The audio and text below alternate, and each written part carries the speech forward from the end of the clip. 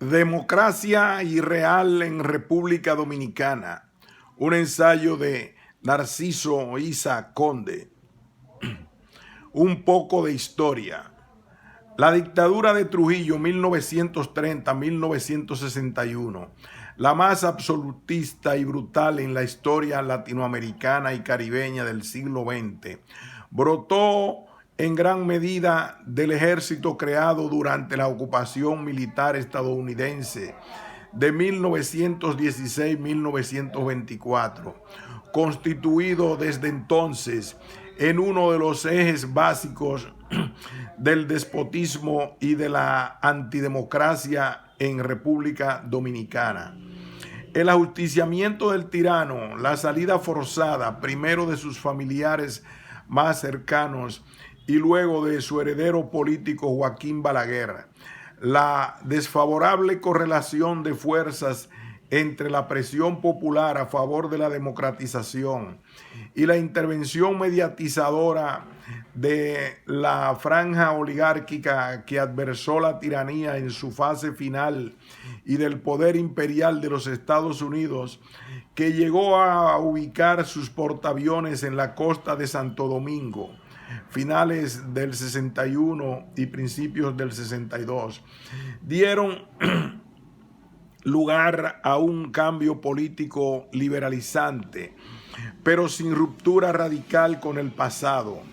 Se trató de una apertura democrática limitada y precaria con continuidad de las estructuras fundamentales del viejo ejército y del viejo aparato policial, con reconstitución del poder oligárquico imperialista debidamente remendado.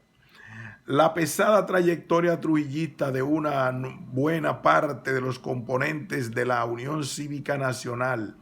espacio creado por la parte de la clase capitalista afectada por la concentración del poder económico en Trujillo y en familia, y por la nueva derecha para liderar el recambio, junto a la prédica del borrón y cuenta nueva del Partido Revolucionario Dominicano de Juan Bosch, venido del exilio,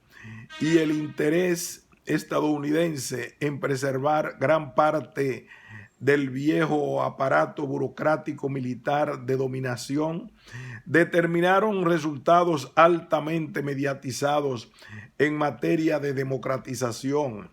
favorables fundamentalmente a una transición hacia una especie de democracia restringida.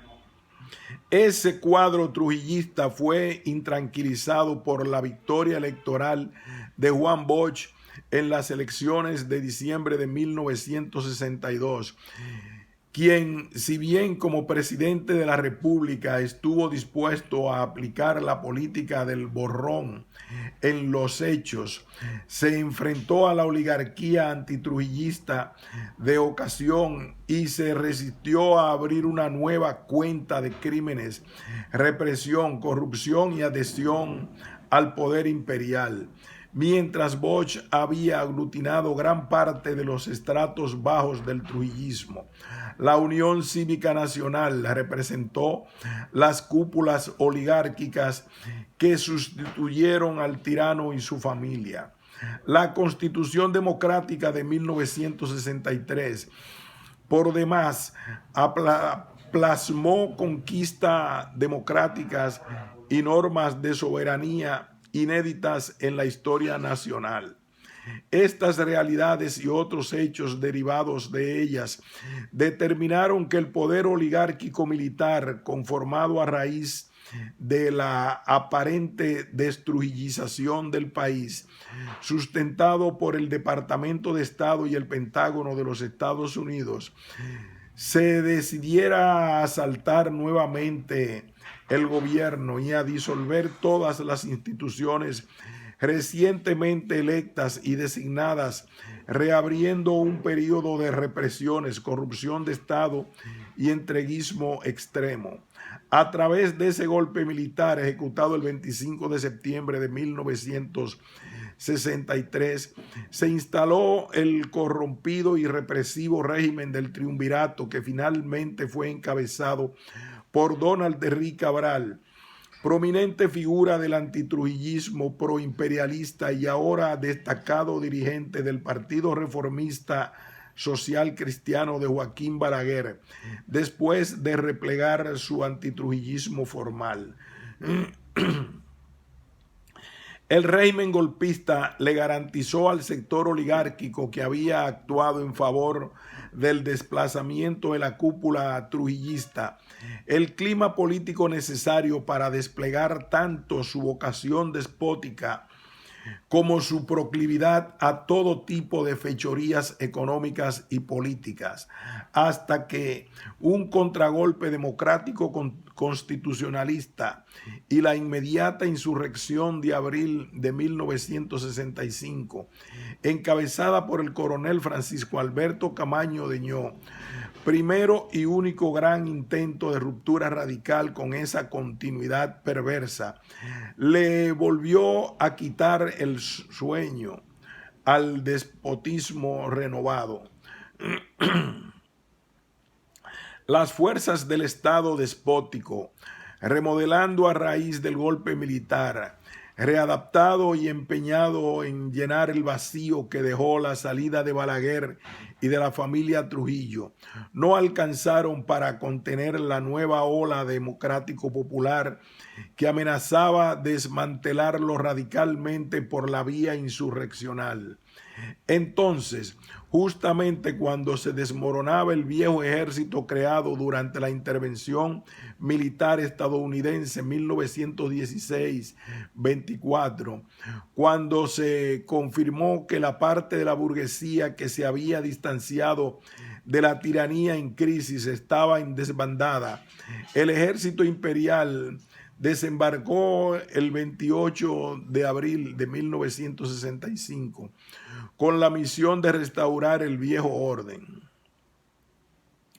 A partir de esa intervención militar estadounidense de neto corte contrarrevolucionario, la insurrección popular fue puesta a la defensiva, a su obligada contención y retroceso, y finalmente a una salida negociada que, si bien fue asumida con dignidad desde el campo de las fuerzas constitucionalistas, selló el triunfo de la contrarrevolución y dio paso a la reconstrucción del viejo ejército bajo la tutela del Pentágono. Se abrió camino así a un proceso de restauración del viejo Estado bajo formas democrático-liberales, condicionadas por un fuerte componente neotrujillista y por todas las derivaciones de la teoría de la seguridad nacional, impulsada por el reforzado dominio estadounidense. Las elecciones de 1966, totalmente condicionadas por la intervención militar estadounidense y signada por el fraude a favor de Joaquín Balaguer, implicaron un paso decisivo en ese proceso de reconstrucción y readecuación del viejo orden, a todas luces dirigido a reforzar la hegemonía del capital imperialista, a garantizar la consolidación y expansión de la burguesía dependiente, a recomponer el reinado de la impunidad, a diezmar y derrotar por la vía del terrorismo de Estado y de todas las técnicas de contrainsurgencia, las fuerzas revolucionarias sensiblemente fortalecidas en el curso de la insurrección de abril y de la heroica resistencia antiyanqui. 35 años de contrarrevolución. Tales propósitos fueron cumplidos a plenitud y ello ha implicado un prolongado dominio de las fuerzas de la contrarrevolución, no sin una persistente resistencia y denodados y heroicos combates a favor de las libertades democráticas. Democracia restringida o pseudodemocracia, Estado delincuente, autoritarismo y caudillismo combinado con logros democráticos, liberalismo mezclado con conservadurismo represivo, libertades conquistadas tenazmente defendidas, neotrujillismo y espacios democráticos alcanzados, enfrentados, han coexistido a todo lo largo de la posguerra de abril de 1965. Esas combinaciones con una persistente hegemonía de lo peor,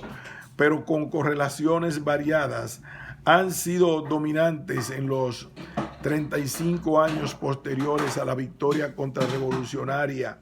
y a la restauración del neotrujillismo, los cuales le han dado a Balaguer no solo la principalía dentro del partido tradicional y del sistema político vigente, sino la posibilidad de contaminarlo en toda su extensión y profundidad. El fenómeno recurrentemente reciclado y periódicamente rearticulado a la cultura autoritaria y al servilismo respecto a Estados Unidos ha dominado tanto los 22 años que le han tocado a Balaguer ejercer la todopoderosa presidencia de la República, como los 8 años de los 2 gobiernos del Partido Revolucionario Dominicano, liderado por Peña Gómez, y los últimos 4 que le ha tocado gobernar al Partido de la Liberación Dominicana y al doctor Leonel Fernández Reina, después de su ignominioso pacto con Balaguer y el Partido Reformista Social Cristiano en las elecciones de 1996. Y ese dominio caracterizado por la diabólica mezcla del neotrujillismo balaguerista y el intervencionismo estadounidense en el marco de una democracia electoral ha contaminado y pervertido en gran escala las instituciones, los actores políticos de orígenes diversos, los mecanismos y métodos empleados por ellos en los espacios de su competencia, incluidos partes de los que inicial y circunstancialmente les adversaron. La contrarrevolución de factura imperial penetró lenta pero progresivamente en las profundidades de esas fuerzas y ha sido reforzada por la ola conservadora emanada del colapso del llamado socialismo real europeo, de la unipolaridad a favor de Estados Unidos y auge del neoliberalismo a escala mundial. Claro que el proceso no ha sido ni lineal ni uniforme en este prolongado periodo post-insurreccional de abril de 1965, tampoco unilateral. Abril de 1965 representó en el escenario dominicano la segunda revolución democrático-popular en marcha dentro de la primera gran revolucionaria continental que tuvo como teatro de operaciones fundamental el Caribe. Se trató de un valioso esfuerzo brutalmente cortado, de un hermoso proceso transformador, violentamente obstruido por las tropas imperiales, después que pueblo y militantes honestos y democráticos habíamos logrado derrotar la parte reaccionaria y corrompida de las Fuerzas Armadas y la Policía Nacional y desplazadas del poder a la derecha oligárquica. Entonces el coronel Camaño simbolizó la esperanza redentora. Entonces el general Elías Wessing y Wessing representó la destrucción, la muerte y el genocidio. Las tropas yanquis salvaron a las fuerzas antidemocráticas de la derrota total y posibilitaron poco después, vía represión y fraude, el retorno de Joaquín Balaguer Ricardo, autodefinido como cortesano de la era de Trujillo, a la presidencia de la República. Balaguer gobernó durante 3 periodos consecutivos, 12 años, a través de sucesivas reelecciones dentro de comicios fraudulentos, hasta que un PRD sensiblemente derechizado y domado por el predominio de la contrarrevolución, con el respaldo de la administración Carter y del gobierno de Carlos Andrés Pérez, logró imponer su triunfo electoral en 1978, venciendo parcialmente el fraude, control total del Poder Ejecutivo, pero con dominio balaguerista sobre el Senado, cuya composición fue adulterada por el fraude.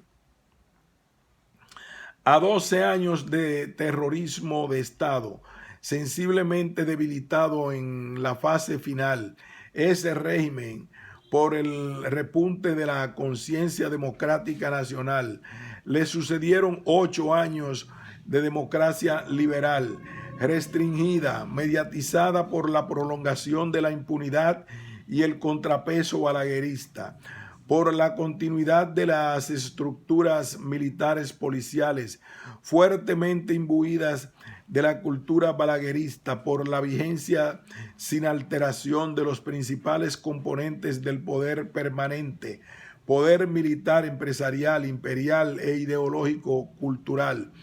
que condicionaba y condiciona las instituciones renovables por elecciones, poder ejecutivo, Congreso, ayuntamientos. Un PRD doblegado, dividido, corrompido y más derechizado dio paso a un Balaguer electoralmente rehabilitado y con ello a un terrible costo de otros 10 años más de administración balaguerista, 1986-96, con un fuerte despliegue de contaminación de su cultura política y de su poder corruptor sobre el propio PRD y muy especialmente sobre el hasta entonces impoluto PLD y también sobre otros estamentos de la sociedad política progresista,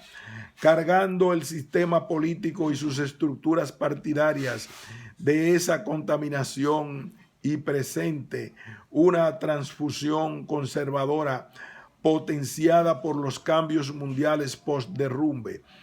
El PLD, justo cuando logró romper el sistema bipartidista, cayó aceleradamente en las redes del neotrujillismo balaguerista y pasó a formar parte de la trilogía política cada vez más impregnada en la actualidad de esa cultura y cada vez más decidida a exculpar y a aliarse con Balaguer y los balagueristas. Asociado a Balaguer y con el decisivo apoyo de este, el PLD llegó al gobierno en 1996 y tanto su presidente como sus estructuras partidistas, cada vez más fundidas en el Estado, han reciclado y remozado las prácticas neotrujillistas, han limitado en todo lo posible a Balaguer, han garantizado su preeminencia política y han potenciado el clientelismo, la corrupción, el pragmatismo sin principios, el autoritarismo y el neocaudillismo. Todo esto con un manto neoliberal desnacionalizador mucho más denso y extenso, envuelto en un disfraz modernista y postmodernista, intensamente promovido y publicitado desde el poder por el presidente Fernández Reina. El racismo antihaitiano, ejercido como desprecio, discriminación, humillación y maltrato frente a la emigración haitiana en esta parte oriental de la isla y frente a la existencia obligada del pueblo haitiano en nuestra vecindad, calificado sistemáticamente como amenaza peligrosa contra la dominicanidad, sigue siendo persistentemente renovado como instrumento que revela uno de los componentes más ominosos del despotismo trujillista y neotrujillista. Tal componente de la ideología dominante es una de las expresiones más deleznables de la cultura despótica en nuestro país, esgrimida sistemáticamente sobre todo por Balaguer y el PRSC y por Leonel Fernández y el PLD, usada también como arma de chantaje contra Peña Gómez, antes y después de su muerte, por su condición de negro descendiente de emigrantes haitianos, esgrimida todavía contra el PRD, a quien el oficialismo racista lo considera prohaitiano y nutrido electoralmente por inmigrantes haitianos. Más allá de sus formas liberales y de la vigencia formal del sufragio y de la representatividad en las instituciones electivas, el sistema político jurídico y el orden social imperante en nuestro país es profundamente autoritario, patriarcal, racista, antihaitiano, oligárquico, capitalista y dependiente. La democracia vaciada de soberanía nacional y popular, vaciada de contenido social y económico a favor de las mayorías, secuestrada por los superricos, queda hueca y se reduce a un conjunto de libertades conquistadas a base de mucha sangre y sacrificios y ejercidas sistemáticamente contra toda suerte de restricción, contra múltiples y variadas embestidas y contra muchos factores adversos. ¿Qué tipo de democracia tenemos y cómo funciona la realmente existente en nuestro país? A riesgo de esquematizar demasiado por la necesidad de la síntesis, procuraré establecer en forma resumida las características institucionales, los procedimientos más comunes, las reglas de juego formales e informales, las situaciones de hecho y la relación entre los poderes renovables y permanentes que integran la mal denominada democracia dominicana. La brevedad necesaria me obliga a desechar detalles y vertientes del tema que permitirían darle más riqueza a esta exposición, pero es claro que su omisión no altera fundamentalmente el propósito de este ensayo.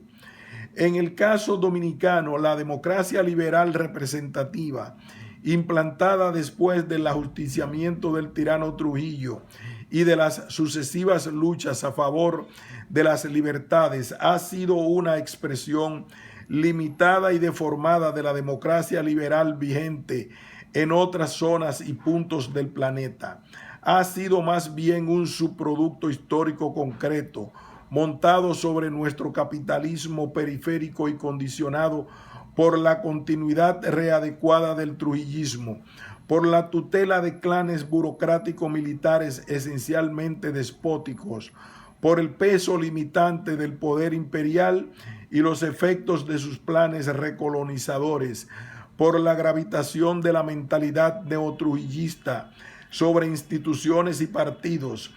por el dominio de la cultura del fraude y de la trampa, por la cultura patriarcal y por el racismo antihaitiano. En esta llamada democracia liberal representativa, el peso de lo antidemocrático, del poder de minorías opulentas y opresoras, del autoritarismo y el caudillismo político, del despotismo económico y social y del espejismo pseudodemocrático es enorme. Dentro de ella, tanto el poder permanente como las instituciones renovables por el voto están muy lejos del ideal democrático, y esto es todavía más grave por lo que ha representado la continuidad de métodos y tradiciones sumamente autoritarios dentro de esos poderes estatales formalmente liberales, así como por la preeminencia de la usurpación constante de la soberanía popular desde sus instituciones, leyes, mecanismos y procedimientos de facto. El poder permanente en este tipo de democracia está integrado por instancias que no son sometidas al sufragio universal y que no pasan por la prueba del veredicto de sus bases o de las bases de nuestra sociedad, pero que gravitan en forma determinante sobre las instituciones electivas. Entre esos componentes del poder permanente se destacan los cuerpos militares y policiales, ejército, marina, aviación, policía, organismos de seguridad, muy especialmente sus estructuras de mando. Los monopolios y oligopolios económicos, grandes empresas y grupos financieros privados. Los medios masivos de comunicación controlados por los grandes grupos económicos. La iglesia institucional, especialmente la católica, controlada por cúpulas vitalicias y regidas por normas reñidas con la democracia. Los mecanismos de control supranacional, corporaciones transnacionales, cadenas de comunicación, Banco Mundial, Fondo Monetario Internacional, Organización Mundial de Comercio, misiones militares del Pentágono, cuerpos de asesoría y asistencia técnica, Embajada de Estados Unidos, otros. Ese poder permanente con esos componentes excluye de las decisiones y de las posibilidades de vida digna a la gran mayoría trabajadora, al pueblo pobre, a las mujeres, a las bases de las iglesias, a soldados,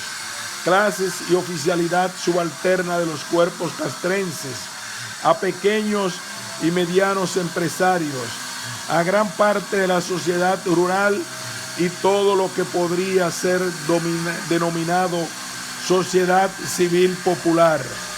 Negros, mulatos, emigrantes, mujeres, niños, sufren el peso de la discriminación, del maltrato, de la supresión de derechos y hasta del trabajo semiesclavo en no pocos casos. Las élites de la Fuerza Aérea, de la Marina de Guerra, el Ejército, la Policía, la Iglesia Católica, los grandes grupos económicos y corporaciones empresariales y no pocos medios de comunicación son sistemáticamente manipulados para favorecer opciones políticas tuteladas y procesos electorales viciados y para secuestrar las instituciones supuestamente representativas.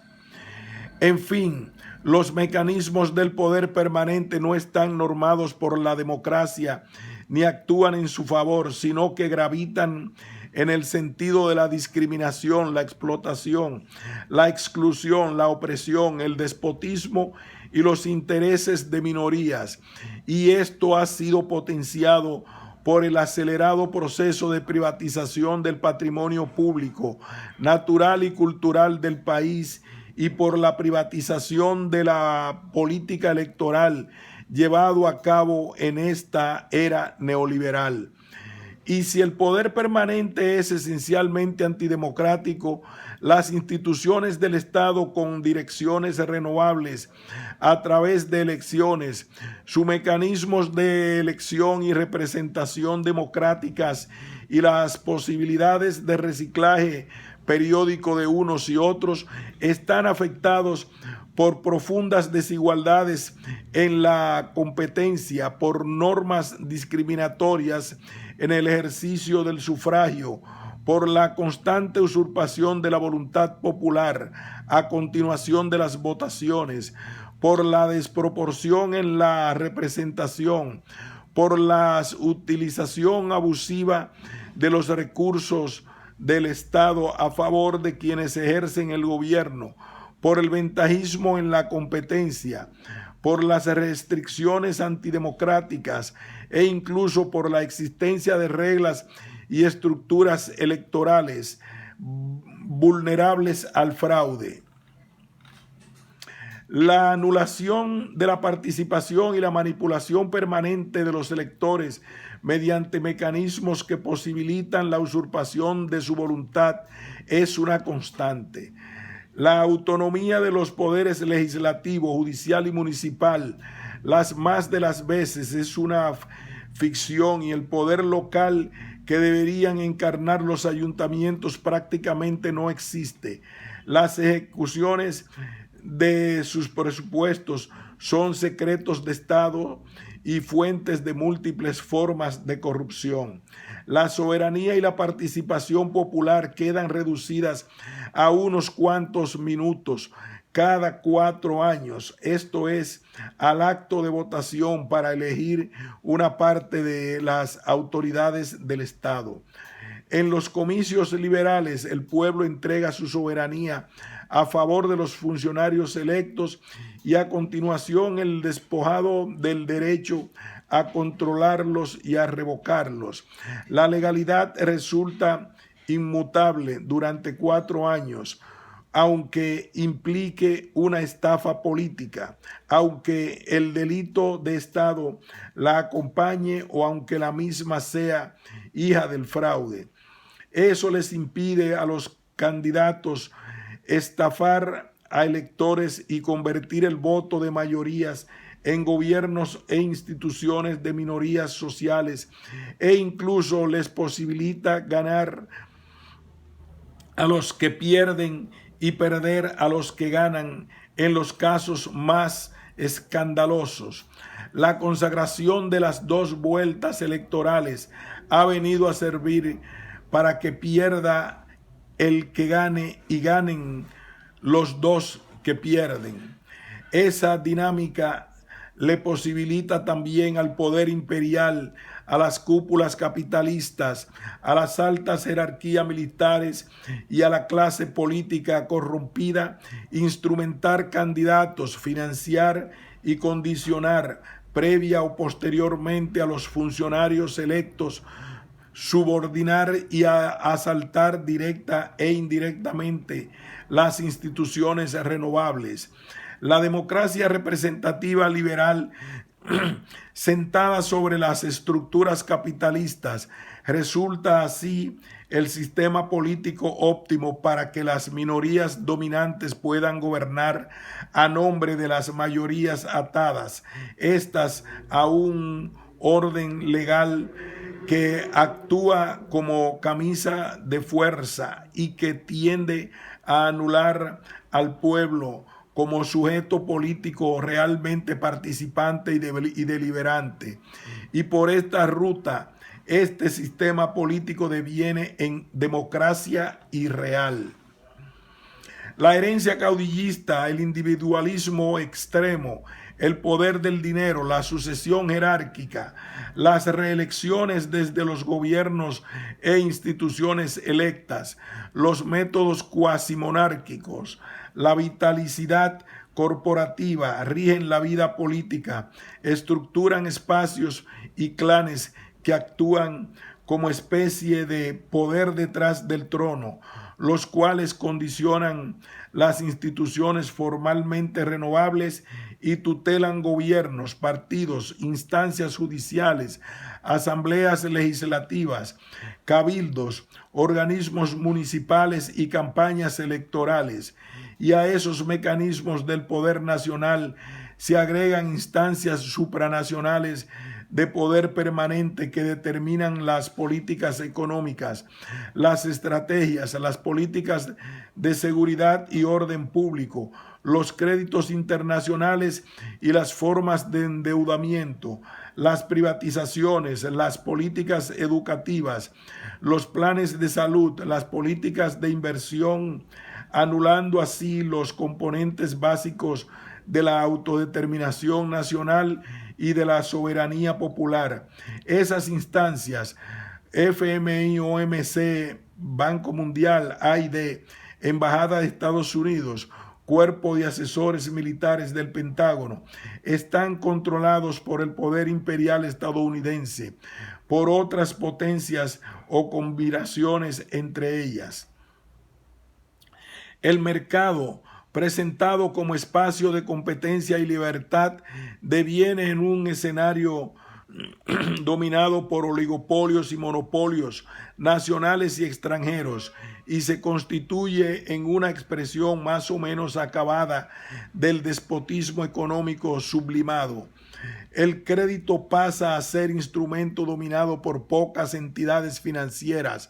para favorecer a unos cuantos magnates del comercio, de los servicios privatizados, de la inversión extranjera y de los grandes consorcios transnacionales dentro de los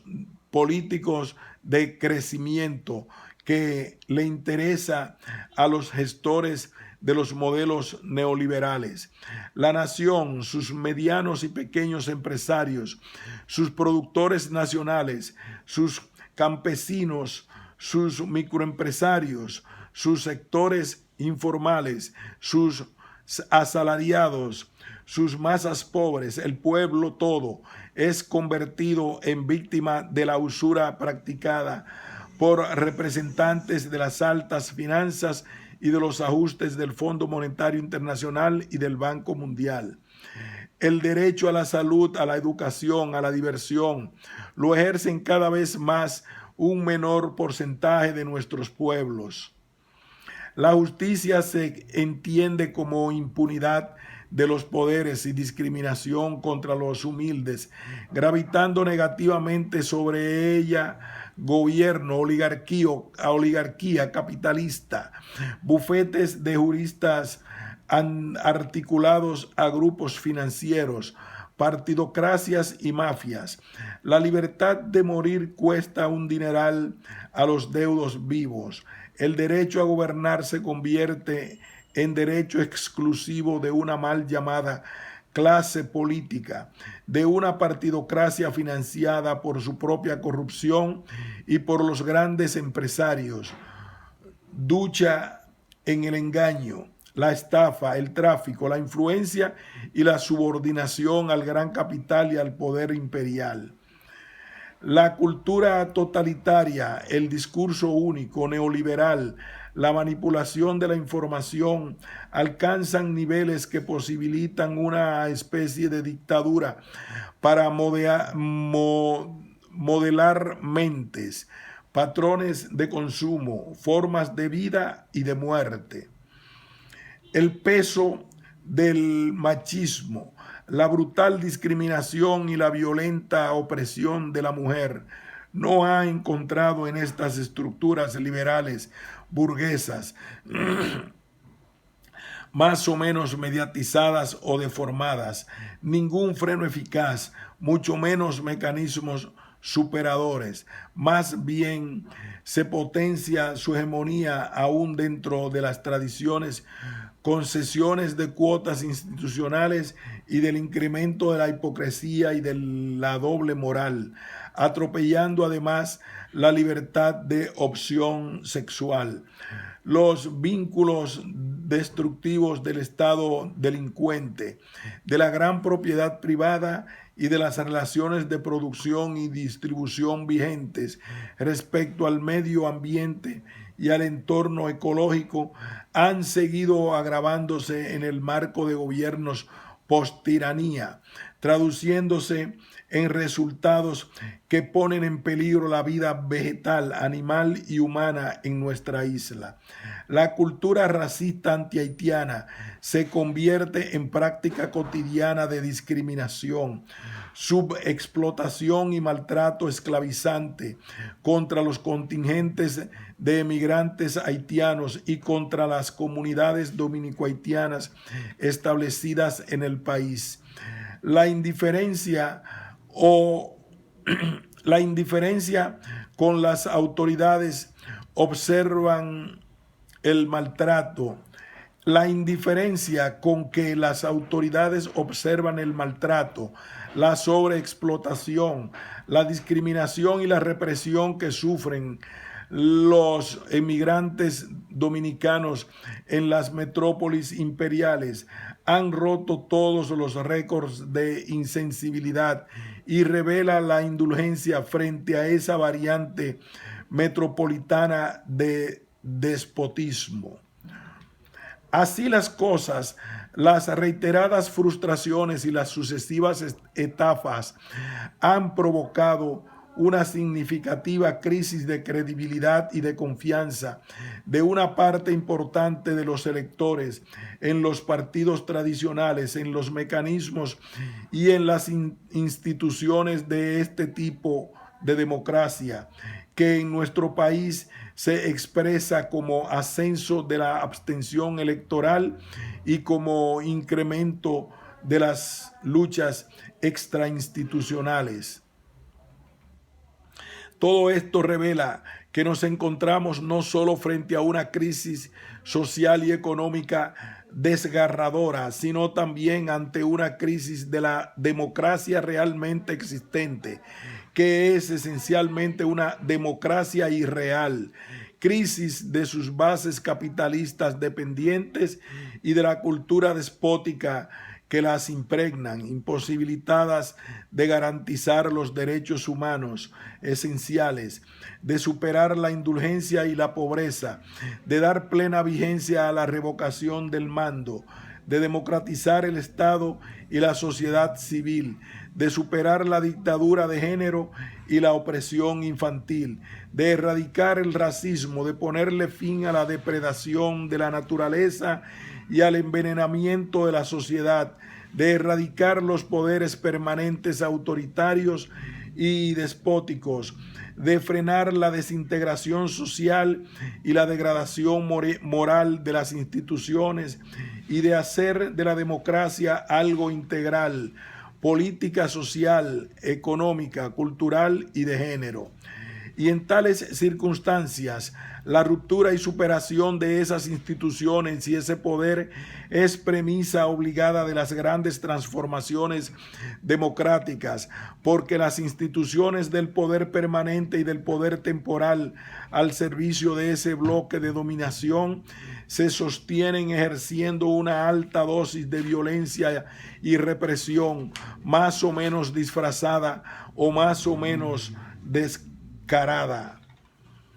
Vivimos en una sociedad donde el poder de clase, el poder patriarcal, el poder ideológico y el poder político establecido se reproducen a través del ejercicio de la violencia en todas sus expresiones económica, social, cultural, ideológica, psicológica, política, militar, deformando y adulterando el sufragio, imponiendo, por tanto, vía la desintegración de todas sus expresiones, una dominación cotidianamente violenta que solo podrá ser definitivamente vencida con una contrapartida insurgente desde un gran y diverso torrente social y político emancipador.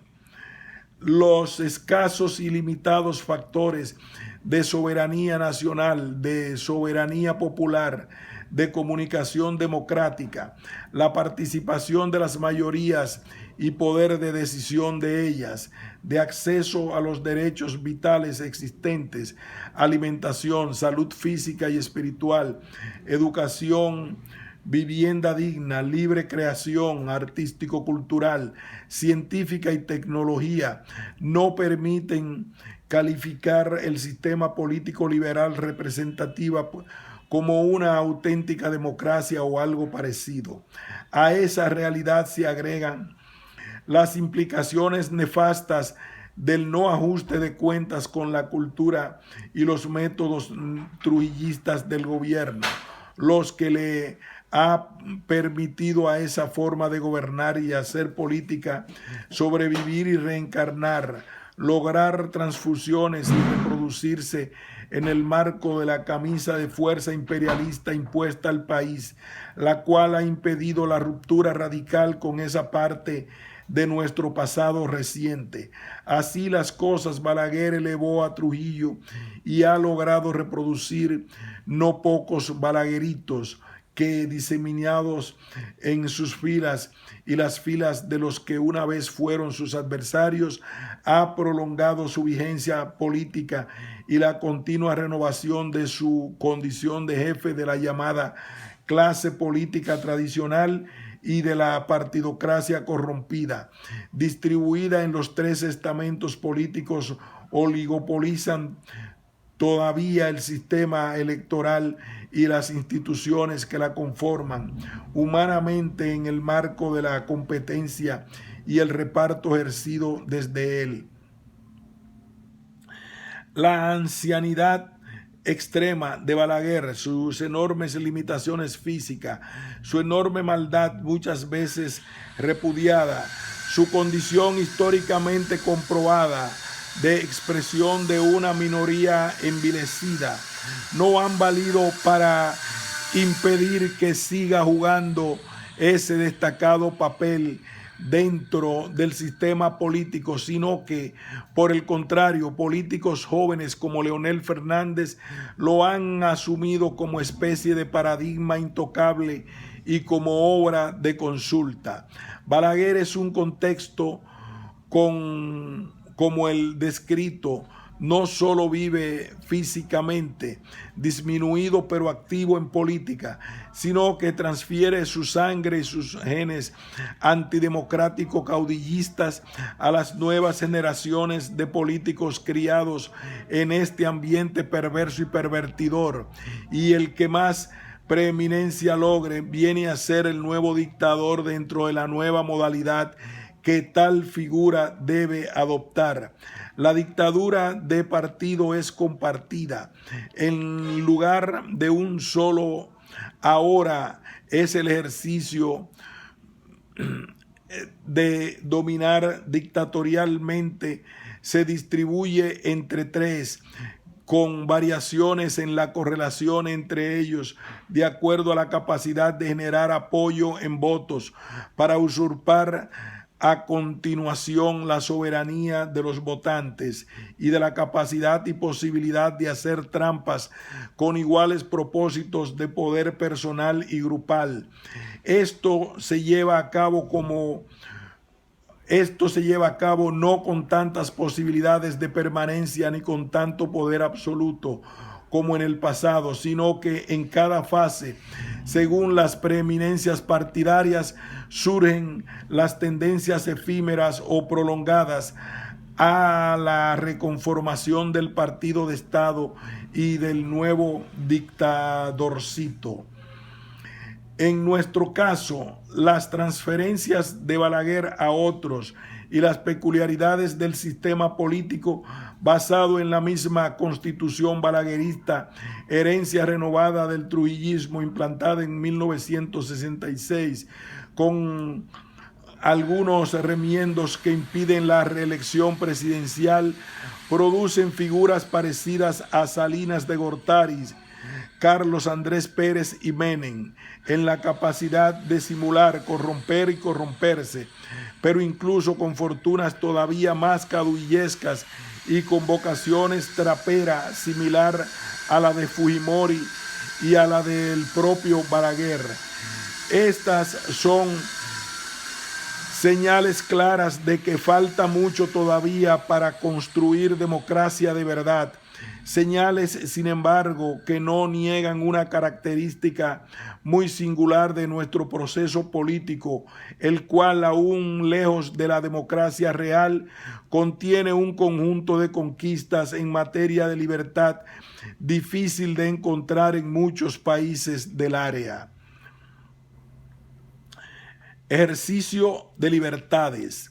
conquistas constantemente torpedeadas, pero intensa y exitosamente defendidas. Ejercicio de derechos ciudadanos más allá de leyes restrictivas o de la práctica represiva. Sí, en esta región es casi imposible encontrar situaciones donde desde posiciones contestatarias se digan tan crudas verdades, expresadas, claro está, en tiempos y espacios reducidos, donde se hagan tantas denuncias responsables y se mantengan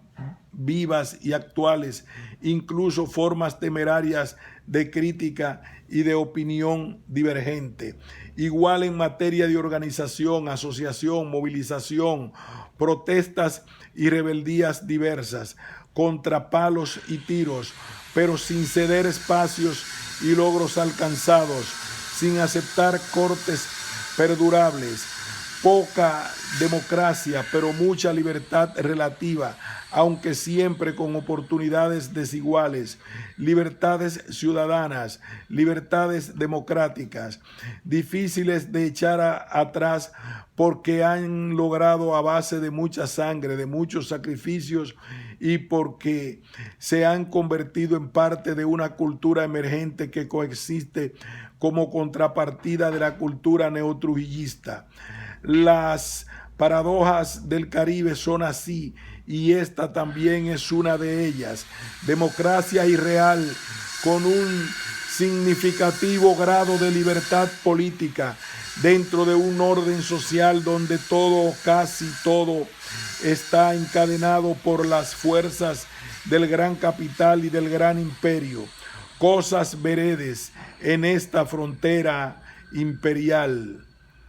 Santo Domingo, República Dominicana, 17 de abril del 2000. Postdata. Con más tiempo pude hacer algo mejor, pero entendí fundamental responder. Pero en postdata, con más tiempo pude hacer algo mejor, pero entendí fundamental responder al SOS de ustedes más allá de cualquier cosa. Los quiero demasiado para fallarles. Aquí va el primer proyecto, sujeto ahora y siempre a cualquier sugerencia de enmienda o aporte de ustedes. Un fuerte abrazo en este abril de ensueños. Narciso Isa Conde.